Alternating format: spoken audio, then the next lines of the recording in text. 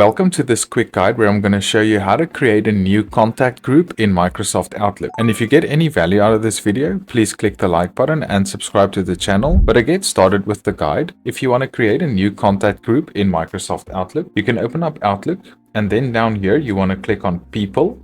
And for you, it might also be here on the left if you have the navigation bar here on the left. But you want to click on People so you can go to your contacts. And then here in the Home tab, you'll have this option called New Contact Group. You can click on that, but then you can give this contact group a name.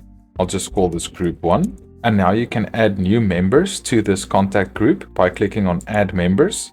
Then you can click on From Outlook Contacts.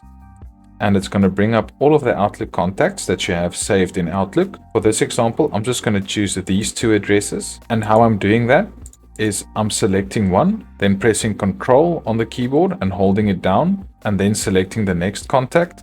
And while holding down Control, I'll select this contact as well, which means it'll select all of those contacts, but not the one on top.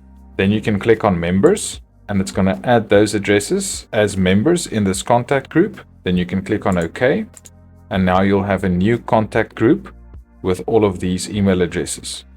Then you can click on Save and Close to save this contact group. And now if you want to use this in a new email, you can go back to the Mail tab. You can create a new email.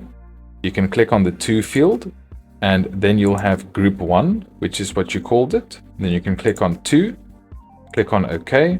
And if you expand Group 1, you'll see this warning that if you expand the list, it'll replace the list with its members. I'm just going to show this to you as an example. But there you'll see that the 3 email addresses that I added to the contact group is now in the To field.